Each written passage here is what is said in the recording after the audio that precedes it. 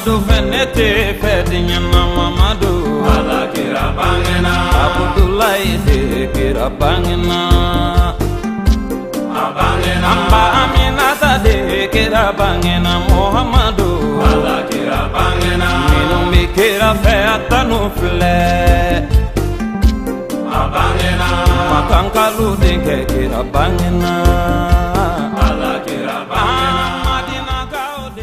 الحمد لله رب العالمين والصلاة والسلام على سيدنا محمد وعلى آله ومن تبعهم بإحسان إلى يوم الدين وبعد السلام عليكم ورحمة الله تعالى وبركاته مبلمو أمي جكالة نوكا على بركة أمي سالي دنفا ولا سوان هرما كانوي على كريانا سمغو أني ما أمري تغروكو فوكا تاجودون سي على كانين أو بلا جليني أو جمكولو سنو ماينفي بيواجولو كنكونو أمبي بمكو سينو kalanso ba min be no ni abe fama ko jike sudu baba no ye faso jigiyaye na nyemogo ya be an karamogo bulo no ye alhaji hamma sise lada do sangosa ube mauldu nyenamaya yinno yinaye atako sabana ye min bara bela jelen kara ka be novembre kalo tile tamma samba fla anitani kononto kenen konnana almamiu katase karamogo chama kumbe no mu nye falen ke hakilla jigina alakira pasamantiya munu ba ka ko konnana anika blasralike islamiya dine yere famiya be se ka soro ala chuga minna abara kun folo damnana ni alqur'ane jigin ko chamai ka ka hinayi ka ala se fure bela jelema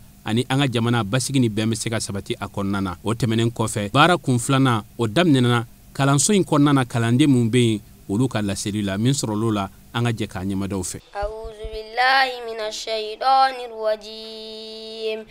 bismillahir rahmanir rahim حميم تنزيل الكتاب من الله العزيز الحكيم ما خلقنا السماوات والأرض وما بينهما إلا بالحق وعجل مسمى صدق الله العظيم قنت منكن لله ورسوله وتعمل صالحا نؤتها أجرها مرتين وأعتدنا لها رزقا كريما يا نساء النبي لستن كأحد من النساء إن اتقيتن فلا تخضعن بالقول فيطمع الذي في قلبه مرض وقلن قولا معروفا وقرن في بيوتكن ولا تبرجن تبرج الجاهلية الأولى وأقمنا الصلاة وآتينا الزكاة وأطعنا الله ورسوله إنما يريد الله ليذهب عنكم الرجس أهل البيت ويطهركم تطهيرا صدق الله العظيم بسم الله الرحمن الرحيم ألم تر إلى الذين تولوا قوما غضب الله عليهم ما هم منكم ولا منهم ويحلفون على الكذب وهم يعلمون أعد الله لهم عذابا شديدا إنهم ساء ما كانوا يعملون اتخذوا أيمانهم جنة فصدوا عن سبيل الله إنهم ساء ما كانوا يعملون صدق الله العظيم الرجيم قالت الأعراب آمنا قل لم تؤمنوا ولكن قولوا أسلمنا ولما يدخل الإيمان في قلوبكم وإن تطيعوا الله ورسوله لا يلدكم من أعمالكم شيئا إن الله غفور رحيم إنما المؤمنون الذين آمنوا بالله ورسوله ثم ثم لم يرتابوا وجاهدوا بأموالهم وأنفسهم في سبيل الله أولئك هم الصادقون صدق الله العظيم. kalandenw ka dakuruɲɛ fila kɔfɛ karamɔgɔw bɛ sɔrɔ ka wajulu ta kɛrɛnkɛrɛnya la an ka alimamiba n'o ye alhaji mukhtar baye ale min ye alimami ye banakabugu la a ye laseli min kɛ fulakan na an ka jɛ k'a ɲɛmadaw fɛ. يا أيها الذين آمنوا اتقوا الله حق تقاته وبمؤمن أن بكل الله سبحانه وتعالى نوهاني هلدين أي شغل مؤوي ولا تموتن إلا وأنتم مسلمون أي في غوتي مودون فتجب مايدي سنة بجومون أو السلامين أي أودو آية الله سبحانه وتعالى وراي إميد سهالني أن آية kallo aya o yo annabijo alayhi salatu wassalam kanko halni en o wi Allah subhanahu wa ta'ala ana wodi kulen Allah aya cangal mum o jokkini hen alhaali goddo kasen ko tawete sawi en gadi fu nafa meden ana wodi hen aya ko saabide kanko annabijo alayhi salatu wassalam o gardo fa o halna yimbe no kani worrude adna mudun fa keba moƴƴere laakhara إلي مجن واعتصموا بحبل الله جميعا ولا تفرقوا وبيتين ندين ينفو نانغو ديرن ngolliren laawol ko Allah subhanahu wa ta'ala hokki en ko laawol ngol o waddi kanko annabajo alayhi salatu wassalam o wi nangodiren gollide paabodiren ele majjino wala tafarraqu fati chere ay daiman eden kala biiden bibbe adama en sawi be nangodiri so be jokkodiri fe sawi be heferbe be keban sembe ka sawi yimbe certi fe sawi be alsilami en non be kebata sembe ede majjuno haali ele aya goddo o wi waltakum minkum ummatun yad'una ila khayri wa ya'muruna bil ma'ruf wa yanhauna 'anil munkar wa ulaika humul muflihun daiman Allah subhanahu wa ta'ala o wi ana hani tawede yimbe tawe be do ka daiman noddobe jama o faade Allah tabaraka wa ta'ala be noddobe yimbe be hono ko moƴƴi e mudun en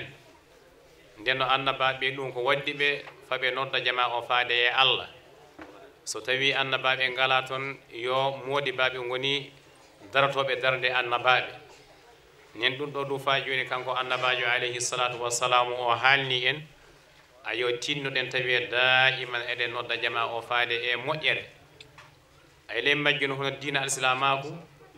ko kanko annabijo alayhi salatu wassalam ko o warde e muɗum ko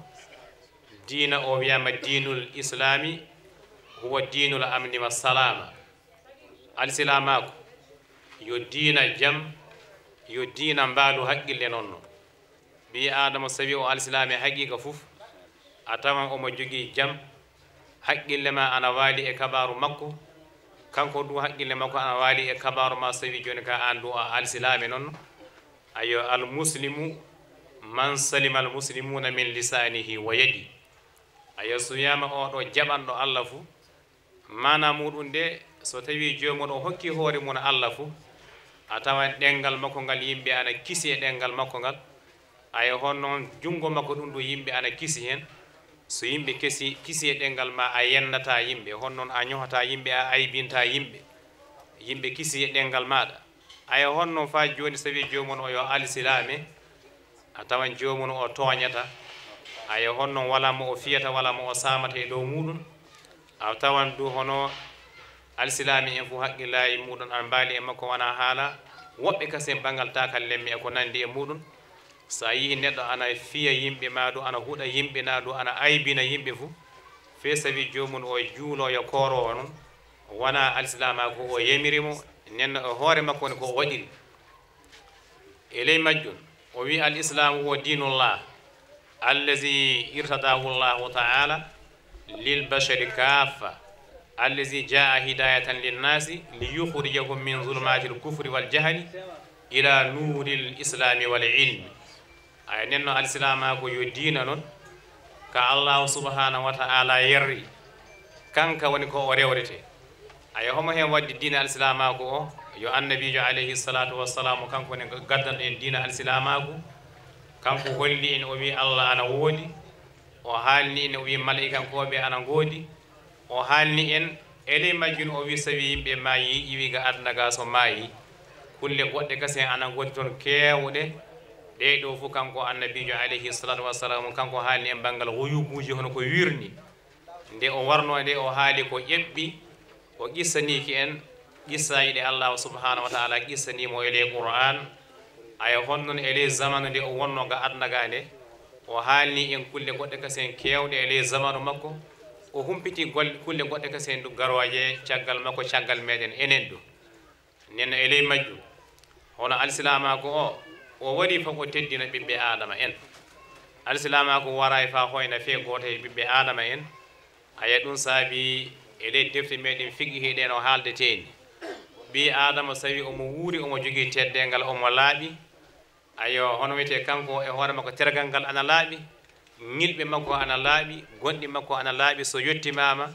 nenno aɗa wawi juldude hen torra fo wala hen aya e ley majjun so tawi o maayi teddengal ngal ana heddi fa joni ɓi adama fe so tawi o maayi teddengal ngal ana heddi wona hono omo wuuri tan Allah ana teddinimo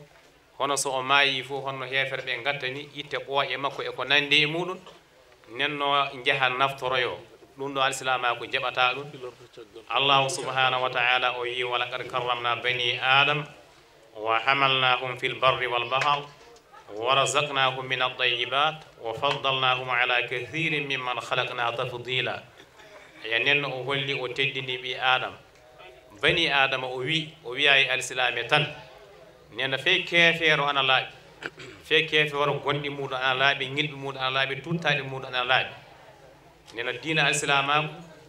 waɗi du ko waddi ɗum nde fa holla jama o laawol lobbungol so tawi a jaɓi jokkude laawol lobbungol alhamdulillah so tawi a jaɓa jokkude laawol lobbungol kar hinde wala e diina alsilamako ay ɗum saabi so Allah subhanahu wa ta'ala o yiwa qulil haqqu min rabbikum faman sha'a falyu'min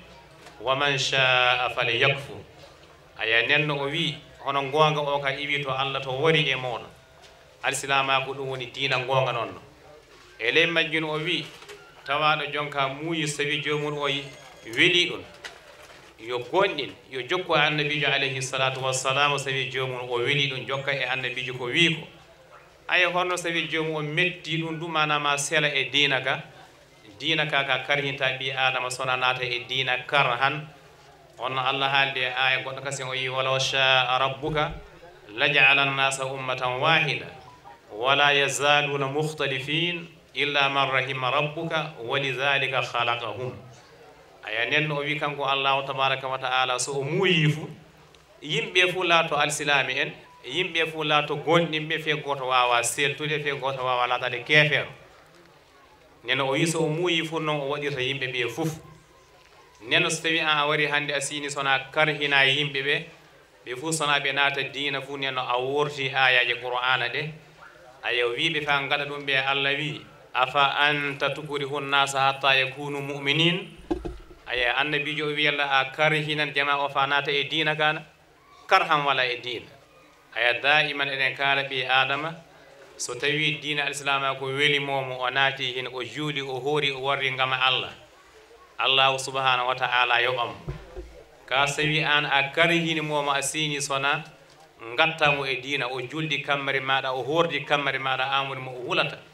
ɗum ɗo baraji fu walanamo hen ko saabide hono omo golla golle o ka ɓerde makko wela e golle o ay ɗum saabi so yi walaysal muslim mukallafan bi muhasabati al kafirina ala kufrihim aw muaqabati ad-dallina ala dalalihim walakinahu mukallafun bid da'wati ila Allah ta'ala bil hikmati wal maw'izati al hasana ayo o wi ɓi adama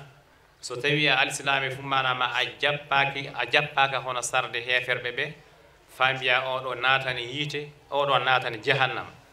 ceernoɗa dow maɓɓe gila ga aduna ga neno timmina kiite e maɓɓe mbaraɓe ɗum ɗo fe so tawi an wawata ɓe alislama ko jaɓantama ɗum aya hono ko jappeɗa de nodda jama o faade e diina Allah ka so tawi jomum o jaaɓi alhamdulillahi nenno so tawi jomum o jaɓali an ka a waɗi hono ko Allah subhanahu wa ta'ala yemir ma gaɗa ko nenno e ley majju allahu tabaraka wa taala haali e ley qur'an aya honno jooɗirɗen jooni hono ko kaaleten ko mbiɗen aya naam aya nenno honno mbiruɗen ni allahu subhanahu wa taala o wi wala tujadilu ahla alkitabi illa billati hiya ahsan o wi kamɓe heferɓe foti dudden e maɓɓe sona tawi banggal duddigu lobbo tawi en hollitoɓe ɓe no diina ka yarata aya eley majjun alislamago ana yamira en daiman tawi eɗen jaadiri fes tawi jonka an e kefeero kaɓi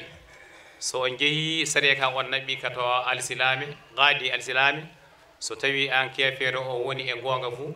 ana wajibi kanko hono wiyete qaadi alislami o hokka kefeero o gonga muɗum nenno o wiyata kefeero o woni e pene kammari yo kefeero o ay ɗum saabi so wiya ayyuha allazina amanu kunu qawwamina lillahi shuhada bil qisdi wala yajrimannakum shana'anu qawmin ala alla ta'dilu i'dilu huwa aqrabu littaqwa nenno e lembaji sagirat allah subhanahu wa ta'ala haali ele qur'ana haala qissaji kañi e jantaji o wi laqad kana fi qasasihim ibratun li ulil albab ma kana hadisan yuftara walakin tasdiqa alladhi bayna yadayhi wa tafsila kulli shay'in wa hudan wa rahmatan li qaumin yu'minun o wi qissaji hono ko waddi ele qur'ana o ko o waddiri de faadi laato waaji wonande bibbe adama en ele qur'ana allah waddi qissaji fa heewi qissa lobbuɓe ana woodi hen honno qissa yimɓe bomɓe du ana woodi annabaɓe haala muɗum wari hen honnon nelaɓe haala muɗum wari hen aya honnon waliyi en allah ɓe ɗum haala muɗum wali ele qur'an kañi e yimɓe bomɓe ɓurɓe adnaro ɗo fuu bonde hono firawna kañi e hamana kañi e qarun aya ɓeɗo fof qissaji mawɗi ele qur'ana o wi ko saabi so o waddi qissaji ɗiɗi o wi ibra ayo mana muɗum nde fa janga a e hoore ma paama mbajitoroɗa hoore ma ayo kettinɗa qissaji firawna ko haala mum haalte ko yalla hono o sakitori ayo kanko namrud yalla kanko nde hono o sakitori ele hono qur'ana haaldi ni aya honno fa joni kanko nabiyullahi moussa kañum e nabiyullahi isa e annabaɓe woɓɓe kasen ɓe ɓeɗo fof qissaji ɗi so tawi a hettini keɗi ana sabimbina jomum o fa heɓa manama wajitoro hoore muɗum hono ko haalte e ley qissaji ɗi ko ay ɗum saabi so haali e aya goɗɗo kasen o wi wa kullan naqussu alayka min anba'i rusuli ma nusabbitu bihi fu'adak aya nenno o haalni annabijo alayhi salatu wassalam o wi omo qissono annabijo qissaji ɗi ko saabide yalla haqqille muɗum an tabita fa haqqille muɗum walto sabi kanko annabajo alayhi salatu wassalam nde o nelade o nelama faade e makkankoɓe no ko nela e muɗum o nelama faade e taguifu o fu jonno hono ɗo o jibbinaɗo ɗo fuɗɗiri nde o warnode kamɓe makkankoɓe ɓe pennimo ɓe mbi o walda e gonga hono ko o wi ko nangata haqqille yalla hono hen mala'ikanke iwata dow kammu so wara jippo e makko so waddanamo qur'ana tawi kamɓe eɓe puttini guite mabɓe wala ko ɓe maati nenno kamɓe ɓe gaɗi ɗum honno ɓingu babako kañum e suuru babako ɓe mbi ɓen hono bani hashim en tewtoɓe yalla ana keɓa ɓural e maɓɓe kamɓe makkankoɓe ɗum saabi so mbi ɓi gorko laatike annabajo nenno kamɓe ɓe jaɓali ɗum ay ɗum mawni e annabijo alayhi salatu wassalam hono ko ɓe pennimo ko ɓe tampinimomo sanne sanne kanko annabajo o nde wonde kanko allahu subhanahu wa ta'ala o haali ele qur'ana o waddi toon qissaji fa heewi ele qur'an o wi wa kullan naqussu alayka min anba'i rusuli ma nusabbitu bihi fu'adak nenno o wi min gaddan qissaji ele qur'ana min jantene qissaji hono ko ƴeɓɓino hakkunde aadinkoɓe kañum e samudankoɓe annabaɓe muɗum en e nabiyullahi ibrahima kañumde eno ƴeɓɓori hakkude mum kañum e namrudu kañum e qissaji goɗɗi kasi hen fof min gaddan ele qur'ana o min jantene a annabajo o alayhi salatu wassalam ko saabide yalla haqqille ma ana waalo ay ɗum saabi mbi qissaji ana nafa sanne sanne ɓi adama so tawi hono torra heeɓi mama torra mawka so tawi ɗum banggal ñawno na ɗum neɗɗo goɗɗo kasi en kalluɗa nde so haali e ma haalaji bonɗi so fennuma a mobbo noon na a goɗɗum fof ayo nen so tawi a qissama qissa gokka wiyama fey mani mo mani o wi ɗum ni na fey mani mo mani o fenni ɗum aya hono ko o wima ko o wimani ko ana ɓuuri ɗum aya anne mo o wi o kañum ana teddi e maɗa ana teddi e makko kanko du honno mildatali ka hono ko o wi on ko ana ɓuuri hono ko o wima ko ɗum ana saabo so medde ma ɗe jippo na du so tawi a ñawi ñaw gonɗo e maɗa o wiyama mani kay ɗo ñawino hono oɗo ñaw kala tawa hono ko tawa torra fu ana woodi e maɗa so wiyama goɗɗo kasi en torra ka heɓɓina ɗum fu nenno ana saabo so haqqille ma waalo ɗum saabi kanko annabijo alayhi salatu wassalam nde makkankoɓe pennunoma de neno allahu subhanahu wa taala waddanimo qissaji fa heewi aya hollitimo wiide so tawi kanko o fennama fu neno aadinkoɓe pennino annabajo muɗum aya honnon kamɓe samudankoɓe pennino annabajo maɓɓe honno nabiyullahi moussa nelama e bani israilankoɓe kamɓe ɗo ɓe penni nenno kanko annabijo fati ɗon tampinamo nen ɗon saabi so qissaji ɗin gadda e qur'ana fa kanko annabijo o naftoroɗe enen ɗon naftoroɗen qissaji aya nden no sakiraɓe banggal hono wurtinde ñalowma aya honno jooɗorɗen joni no wurtinirten oɗo ñalowma o renama ele tarihi alislamaku ñalawma nde kanko annabi sallllahu alayhi wa sallam nde o jibbinade ñalawma o renama e tarihi ana anda nde o jibbinade ñalawma o windama ele defte ɗu aya ko saabi so qissaji ɗi aɗa binde ele defte tarihi aɗa winde ele deftere wala ko saabi sona fa haalne yimɓe fa qissena jama o fa jama o jantene aya kanko annabijo nde o jibbinade haala muɗum haale ko saabi de hono kulle ana waɗi ñande nden kulle kayniɗe sanne ɗe fuu ɗe bindama ele defteje ɗe aya ana jeeya hen kanko annabajo o wiyama de o jibbinade aya hono kananke Iran biyeteɗo Kisra wiyama ñande nden tagu man sa waɗi e banggal pale ɗe wonɗo soro makko o aya wiyama hono wiyete nuyɗe naadu hono potoŋaji 14 woni ko ayo ceeki on sanga makko nde annabijo alayhi salatu wasalam nde jibbinade nenno Allah waɗi tagu man sa ñande o jibbinade aya honnon kañƴe kulle goɗɗe kase kewɗe caggal kanko annabijo e jibbinama wiyama cheyɗani yiɗi ana ngabbanno fa dow kammuji de no caggal kanko annabajo o jibbinama nen no cheyɗani ɗin donkiti ngabbude aya ɗum ɗo fu manama hollude ñalawma o omo woodi ñalawma o fa o reeni nena eley majjum wari eley aya e qur'an kanko allahu subhanahu wa ta'ala o haaldi e nabiyullahi moussa o wi walaqad arsalna moussa bi ayatina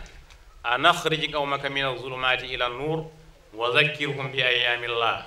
inna fi dhalika la ayatin li kulli sabirin shakur aya kanko nabiyullahi moussa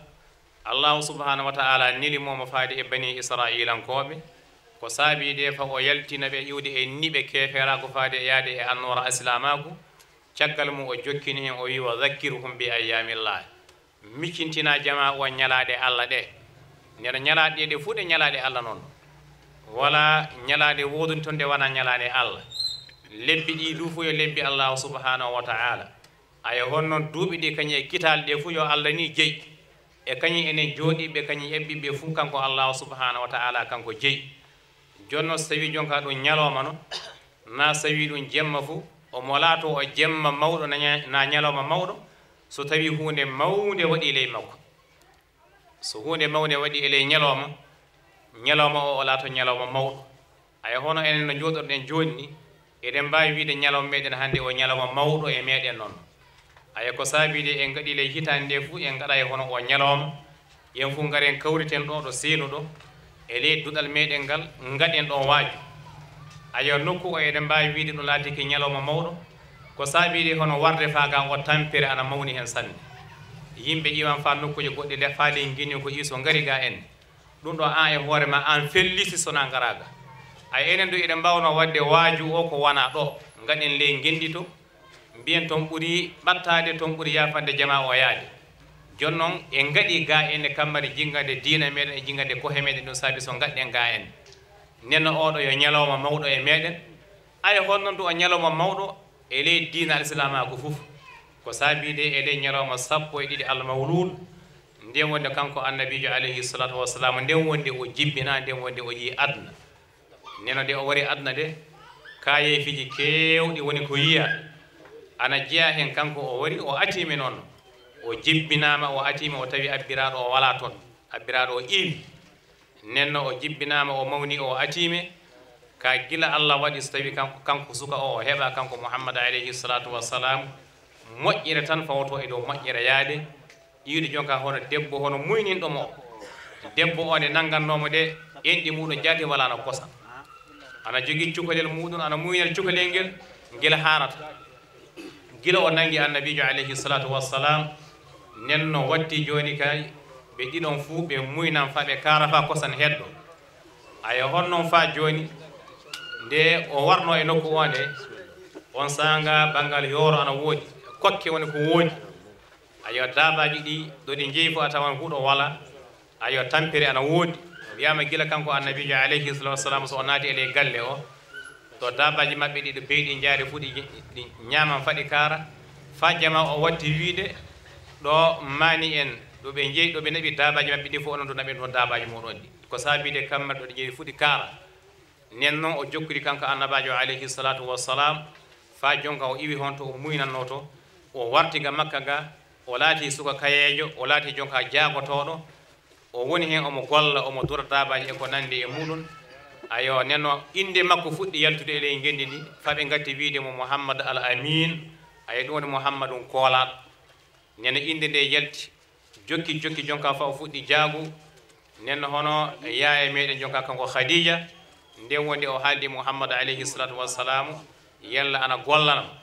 e ley majjum ɓe kaldi ɓe pamri annabijo gollani mo ayo naɓanimo banggal marchandise makko hedde cham en o yeeyi o wartidi e banggal tinoji fa heewi kanko annabajo o wartidi tinoji fa heewi e ley majjum on kanko yaaya men khadija nden o yiɗi annabijo o tewti yalla ana ɓamamo ɗum e ley majjum ɓe kaldi ɓe pamri dewgal ngal waɗi aya nenno on ɓamimo alhamdulillah ɓiɓɓe keɓama hen o ɓama e debbo goɗɗo kasi en ɗu fa yaay men khadija kañum ka ƴiwi aduna nenno e ley majjuno hono mbiruɗen ni so tawi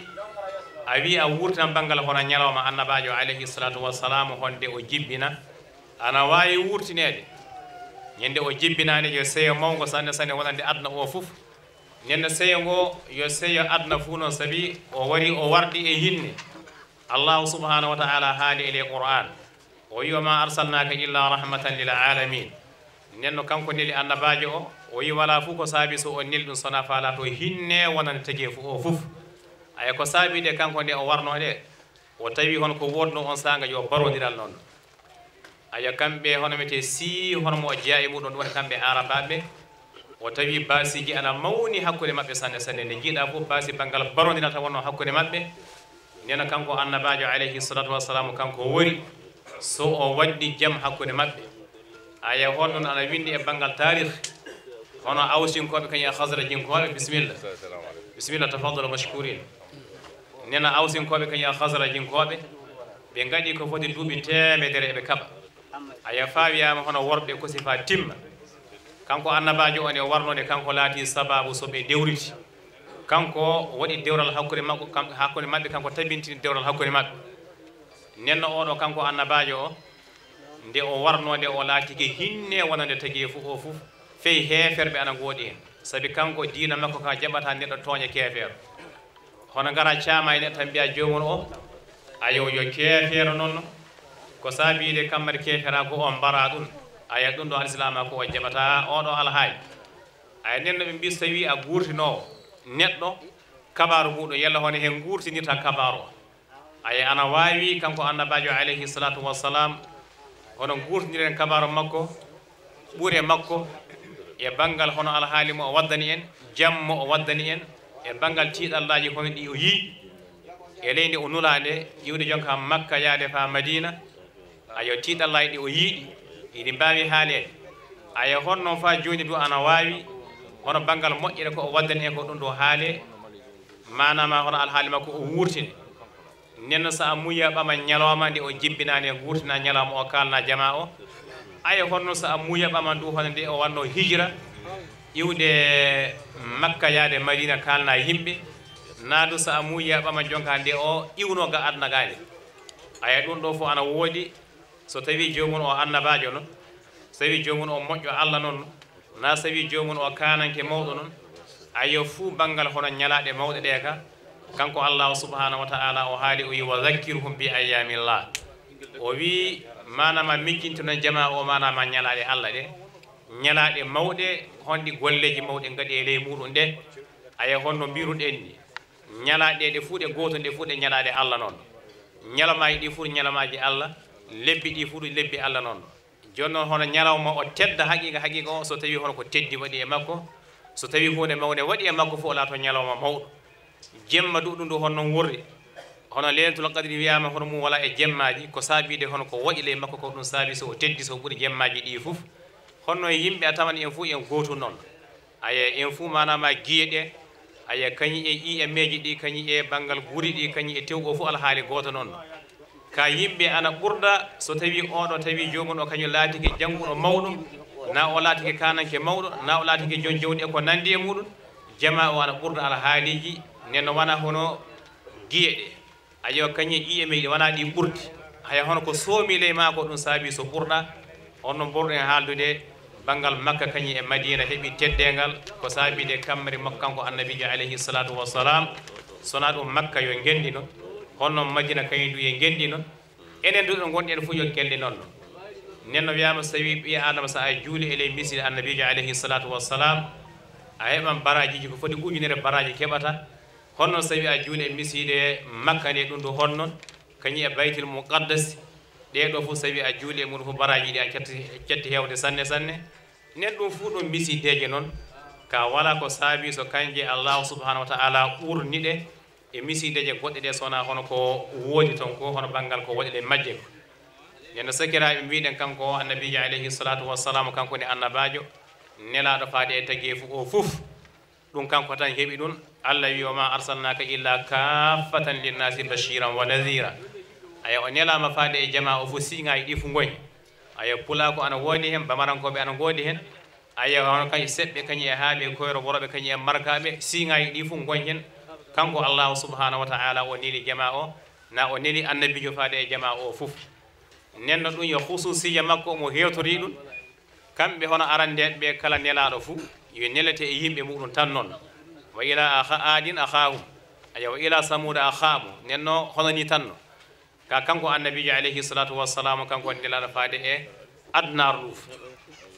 nenno allahu subhanahu wa taala yettimomo e le qur'ana wimo wa innaka la ala khuluqin azimin allah wi wallahi a annabijo aɗa woɗi sanne sanne allah jammimomo kañum taguimo kañum moƴƴinimo kañum hokkimo jikkuji lobbi ɗi so tili so wi wallahi an mouhammadou aɗa woɗi sanne wa innaka la ala khuluqin azim aya hon noon annabijo kanko ɗum o haali o wi bu'istu li utammima makarim al akhlaq nenno o wi o nelama wala fof ko saabi so o nelade sona fa jikkuji ɗi moƴƴa ɓiɓɓe adama en fof tawi eɗen gooɗi tawi an aɗa wooɗi min miɗo wooɗi tawi a torrata kam min ɗum mi torratama tawi daiman jaam iwata e ma so yetto kam min ɗum jaam iwata em so yettoma an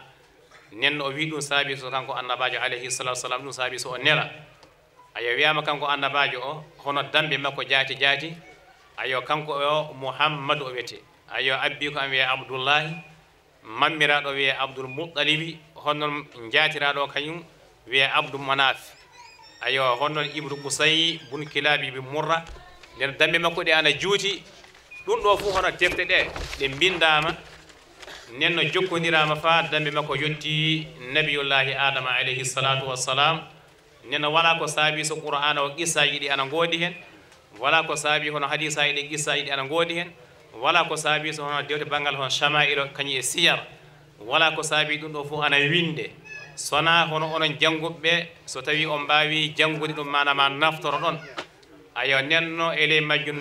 pammi noon woɓɓe kasen ɓe jangali ɓe hono ko soomi e ley defte ɗe ko nenno kanko hono wiyete mouhammad alayhi salatu wassalam wiyama nde o jibbinade iblisa wulli ayo iblisa wiyama laabi tati woni ko mata wullina do laabi nayyi woni ko kanko iblisa o wulli wiyama rannatan hina lu'ina wakkande allahu subhanahu wa ta'ala huɗimo nde on sanga o wulli wa rannatan hina uhbiɗa e nde o ribba so ittale aljanna nde nden ɗum wiyama o wulli wa rannatan hina wulida kañi e nde annabijo alayhi salatu wassalam nde jibbinade nde kanko iblisa o wulli honon wa rannatan hina nazala suratul fatiha kañi e nde suratul fatiha nde jibbinode wiyama nde ɗo kanko iblisa o wulli nden e ley majjum wiyama annabijo alayhi salatu wassalam kala neɗɗo fof ceeriɗo hono jibbinede makko kala neɗɗo fof tawal seyrijo hono wargol makko adna fof jomum o heɓa moƴƴere adna kañum e lahara fof honno defte ɗe koldinde fe so tawi jomum o yo keefere noon so o seyirike e wargol annabijo fuu nenno e heɓa moƴƴere honno tabitiri bappaño makko biyeteɗo Abou Lahab. Abou Lahab o yo bappaño makko kanko annabijo yo mawni abbi ko noon nenno wiyama nde kanko annabajo o nde o jibbinade hono korɗo Abou Lahab biyeteɗo Suwayba kanko yeeso o haalno e Abou Lahab o wi miña gorko o gendi ko o hewtiki nenno o wi gendi ko o hewtiki ɗum woni Aminata o wi Aminata jibbini nena e ley majjum kanko Abou Lahab o seyi sanne fa o wi hay mi rimɗinimama o rimɗini korɗo makko o aya caggal mo annabajo o mawni laati annabajo tawi kanko Abou Lahab omo wuuritu nena annabijo noddiɓe faade e diina ñande wotere kanko annabijo o noddi makkankoɓe o wi ɓe fuu ɓe ngara nde ɓe ngarno nde o wi miɗo lando somi wi yimɓe immaniki on ana caggal hayre to ana anni fa kippo yalla hoɗum mbiya toon ayo ɓe fuu ɓe mbi wallahi a mbaɗa min matade e ma fenade a mbaɗa min jiira e ma fenade kala ko mbiɗa fuu miɗen jaɓa nenno o wi hay so tawi noon worri fuu miɗo humpita on ayo min mi nelaɗo noon allahu subhanahu wa taala kañum ko neli kan nenno so tawi on jaɓi hono ko mbiyanmi ko ali jenne ana wodani on so tawi on jaɓa ɗum ɗo ha komi jertini on jukku ko mawko ana woodi toon e ley majjun Abou Lahab o bappaño makko kañum jaati jaabimo haala bonka o wi yalla ɗum woni ko noddirɗa min ni foti ko noddirɗa minna wimo ya Allah halki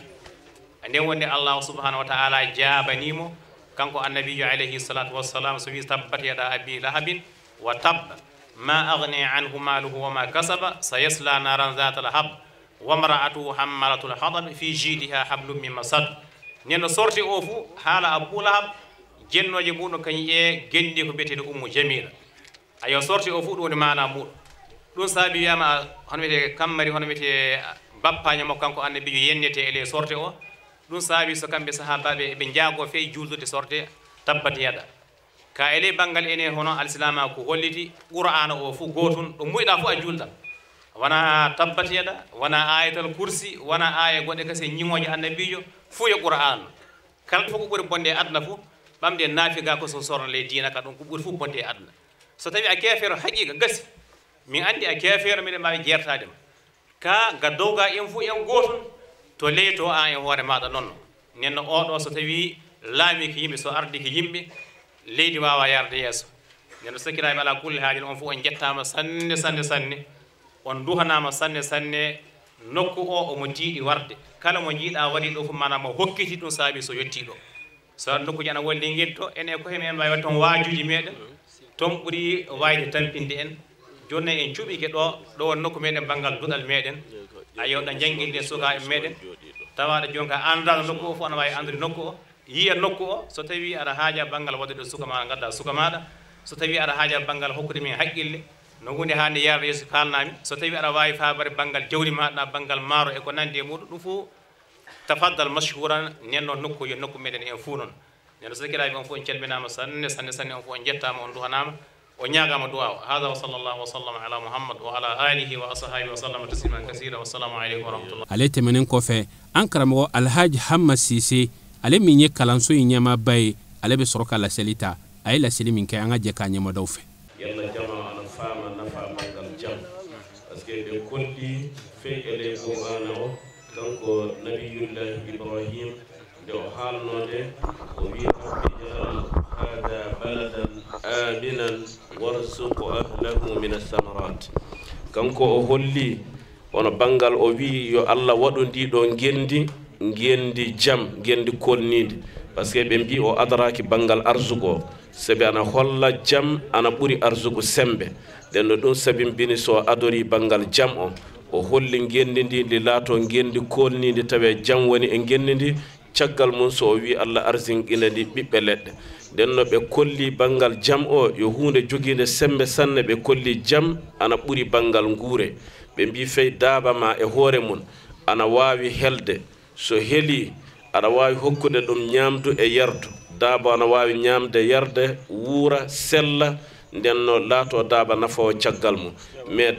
daaba maɗa sa ɓami rawal ladde a haɓɓi tiinde makko na a waddi ɗum tiinde makko na fowru a waddi ɗum tiinde makko a hokkimo ñamdu o wawata ñamde o heddoto e kulol ngol faaɗo o waati sa haɓɓimo a darni ko ñamatamo tiinde makko nden nana holla jam o yo hunde mawde noon sanne sanne e ɓingu adamako nden no jam du woni ko nafata bangal ɓiɓɓe adama en ɗum waɗi so Allah jaati waɗi tindol e ley qur'an wa daraba allahu mathalan qaryatan kanat aminatan mutma'innatan yatiha rizquha ragadan min kulli makan فكفرت بأنعم الله فأذاقها الله لباس الجوع والخوف بما كانوا يصنعون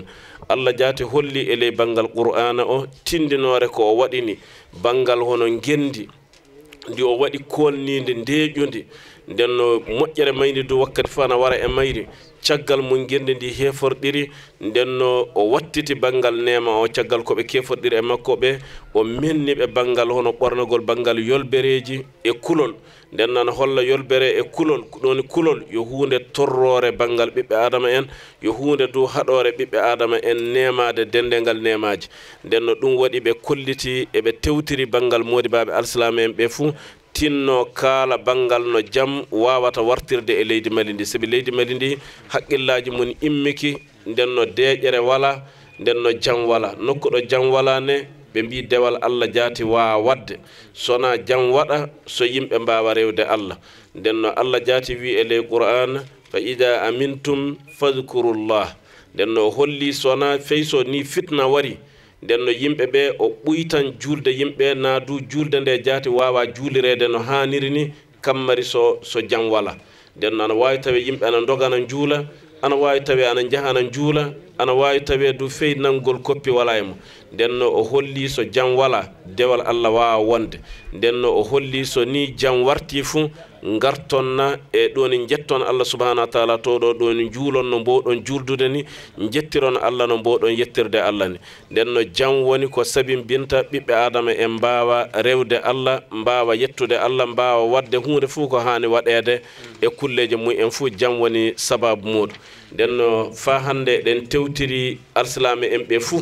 en fuu mballodiren no jam wawa wartirde e leydi men ndi sabi so jam wala dewal Allah wala keɓal wala moƴƴere wala hunde fuu wala ko heɓete so jam wala nden no tinnoɗen no mbawɗen wadde huma fuu ko wawi du waɗa sabi leydi yo leydi men en fuf noon nden no ɓi adama hana tawe leydi ma an e hoore ma aɗa waɗi hono ɗum wona leydi ma hono so torra heɓidi a seyato nden no a hillaka torra ko heɓi leydi ma wonki ɓi adama fuu hana tawrede hono noon no kanɗa tawrede leydi ma ndi yo leydi ma torra ko heɓi leydi ma ndi fuu hono bawɗe ko joguiɗa ko hinne ko mbawɗa ko gaɗa ɗum yalla jam ana warta e leydi ma ndi sabi so jam wala ko sakitoto fuu torra gonɗo e leydi ndi yettete andu nden no o holli bangal noon hono no leydi wawata moƴƴirde jaati jaati nden no sona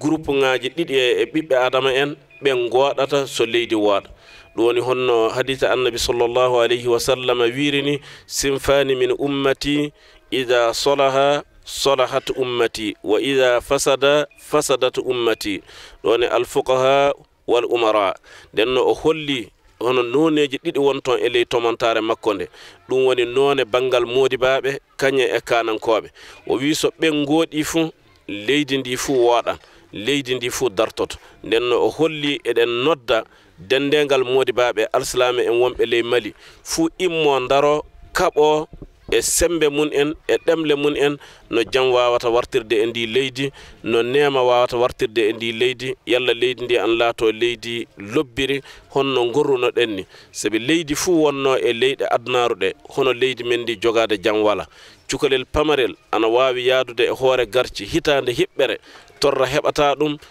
matata hunde fuu ko hulɓinta ɗum sabi bangal alsilame en fuu eɗen andi e ley defte men ɗe janguɗen ɗe fuu bangal alsilamako jaɓata hulɓingol ɓi adama ɗum woni alsilame bando jaɓata torra muɗum nden no defte men ɗe janguɗen ɗe fuu ana haɗi hulɓinde alsilame nden no alsilame so kulol woni e ley ɓerde mum wawata rewde Allah wawata hinnade hunde fuu ko nafata ɗum bangal adnaru nden no hunde fuu ko gatten fa tawe hoolare nde wawa wartude e leydi men ndi en fuu ballodiren he gaɗen ɗum yalla hoolare an wawa wartude e ley leydi men ndi mbiɗen joguiɗen sabi kala ɓi adama jiiɗo alsilame en hakkude tumbuto e jenne fuu yeɓanɓe natan diina mabɓe muyanɓe yiɗanɓe ɗum nden no ɗum sabimbini so gaɗɗen duɗal ngal yalla eɗen mbawa heddarade taguji men ɗi joguiɗen nden no en barkini wallodirɓe men e golle o wonɓe ɗo sukaɓe men hewɓe gonɗo ɗum woni ana jeeya hen kanko Mahmoudou Dimbayara omoɗo Gimbayara nden no wona wajibi neɗɗo inda woɓɓe heddiɓe ɓe keewi nden no ɓen min nangodiri ballodirɗen fa duɗal ngal wawi tabitinde nden no alhamdulillahi rabbil alamina gila ñande duɗal ngal fuɗɗi ñamdu maggal mankay yardu maggal mankay nden no jande maggal du alhamdulillahi ana yaha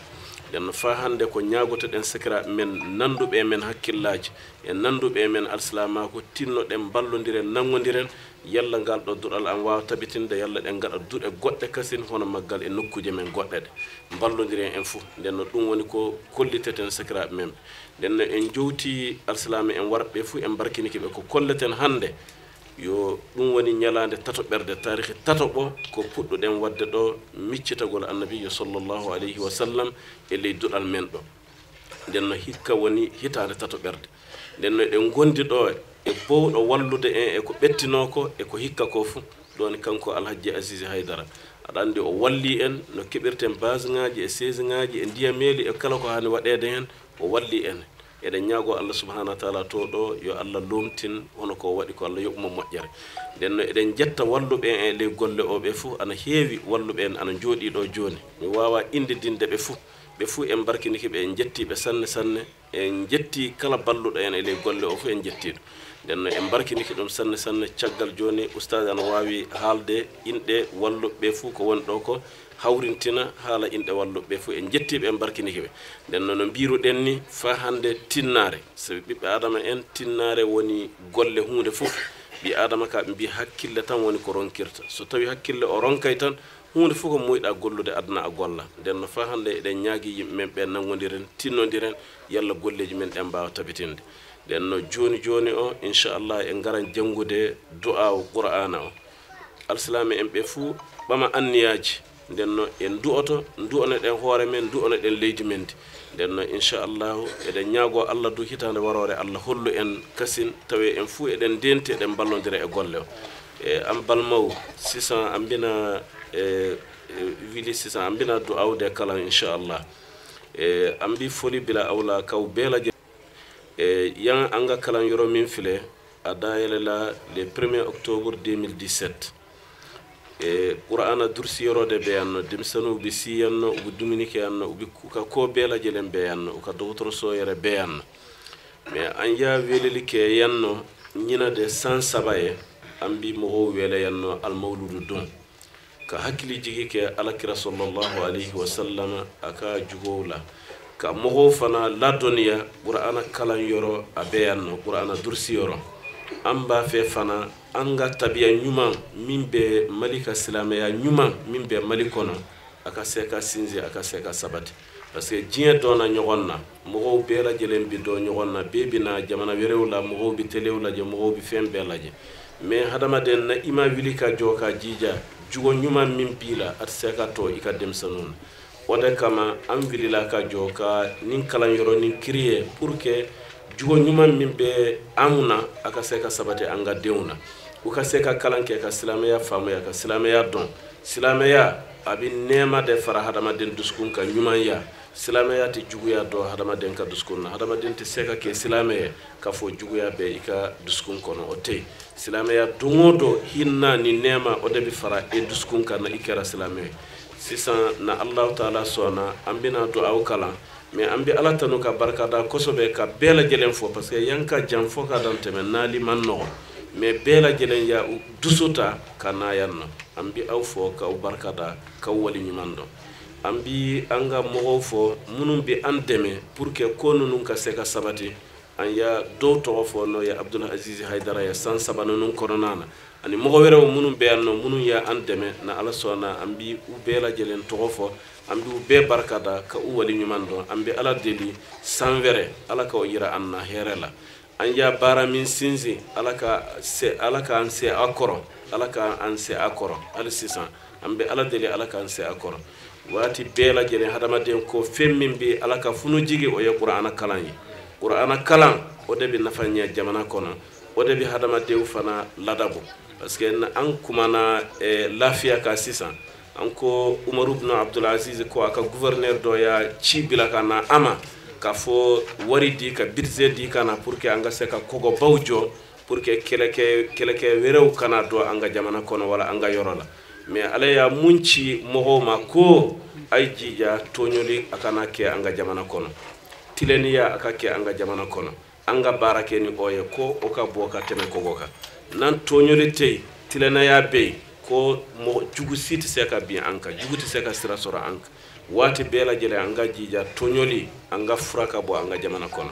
tileniya anga jija anga o sabati anga jamana kono ambi ala deli anga jamana be fitna minna ala ka jamana bo ala ambi ala deli ala ka jamana tanga ka bo ni fitna min be jamana kono ambi ala deli ala ka bela jelen kisi ala ka sanverew yira anna nema min kirana ni nema min ye ala ka o se amma am bela jelen ka here sorala alhamdulillahi rabbil alamin bara mina kunche ni kurane jigiba min kera o duwa kalani min sorolola anga jeka nyema dawfe allahumma rabbana taqabbal minna khatma alquran wa tajawaz anna ma kana fi tilawati min as-sahwi wan nisyan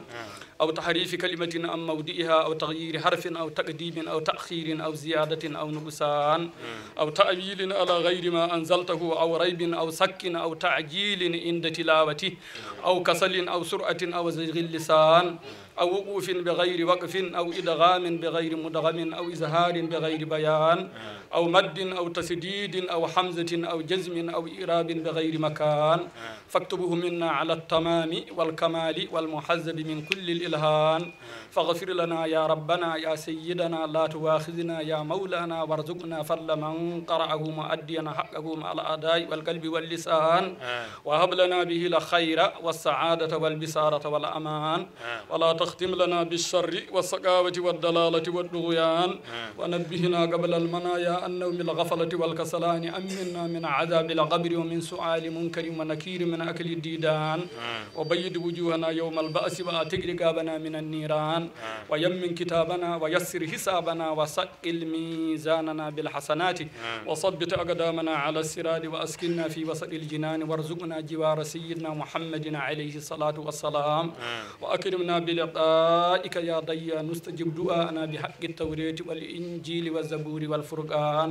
أعدنا جميع ما سألناك به في السر والإعلان وزدنا من فضلك الواسع بجودك وكرمك يا رحيم يا رحمن اللهم صل على سيدنا محمد صاحب السرية والبرهان برحمتك يا أرحم الراحمين اللهم انفعنا وارفعنا بالقرآن العظيم وبارك لنا بالآيات والذكر الحكيم وتقبل منا إنك أنت السميع العليم وتب علينا إنك أنت التواب الرحيم اللهم زينا بزينة القرآن وأكرمنا بكرامة القرآن وألبسنا بخلة القرآن وآفنا من كل بلاء الدنيا وعذاب الآخرة بحرمة القرآن وأدخلنا الجنة مع القرآن ورحم جميع أمة سيدنا محمد بحق القرآن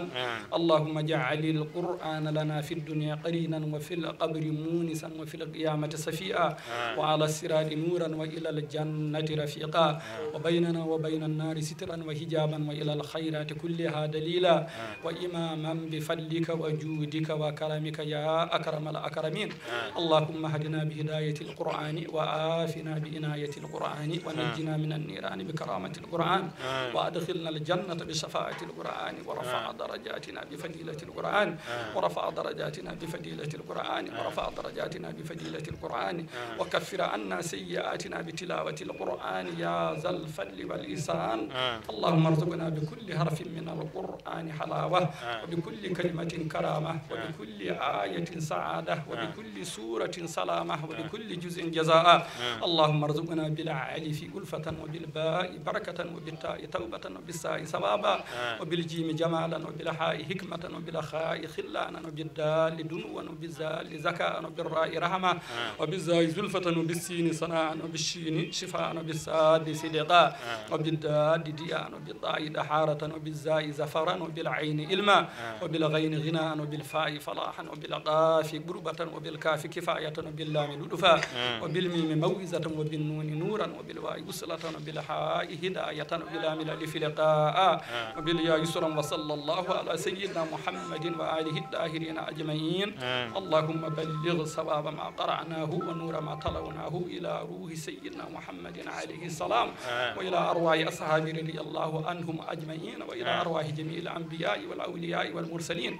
وإلى أرواح وآبائنا وأمهاتنا وإخواننا وأصدقائنا وأساتذتنا ومشايخنا خاصة وإلى أرواح جميع المؤمنين والمؤمنات والمسلمين والمسلمات الأحياء منهم والأموات أجمعين عامة وإلى جميع أصحاب الخيرات من المؤمنين والمؤمنات اللهم انصر من نصر الدين وخذل من خذل المسلمين آمين يا رب العالمين اللهم انصر من نصر الدين وخذل من خذل المسلمين آمين يا رب العالمين اللهم انصر من نصر الدين وخذل من خذل المسلمين آمين يا رب العالمين برحمتك يا أرحم الراحمين برحمتك يا أرحم الراحمين سبحان ربك رب العزة عما يصفون وسلام على المرسلين والحمد لله an sera ka min sɔrɔ k'a lase aw ma jike sudu baba san o san mawluduba min bɛ kɛ a kɔnɔna na o de kun ye nin ye o la an b'a ɲini ala fɛ yarabi ala ka kalanden ninnu ka kalanw jidi ka duwawu kɛ ɲinan ta kɛra hɛrɛ la cogo min san wɛrɛ ta ala ka o nɔgɔya an ye a bɛɛ lajɛlen sababu ɲuman ye an karamɔgɔba min ye n'o ye alhaji hama sise si ni kɛnɛ ala k'a d'a ma baara in ala k'a fanga se a kɔrɔ k'aw fo k'aw waleɲuman dɔ jamana in kɔnɔ jamana in kɔ kan k'a ɲini ala fɛ ala ka waati wɛrɛ yira an na wasalamu alaikum warahmatullahi taala wabarakatuhu.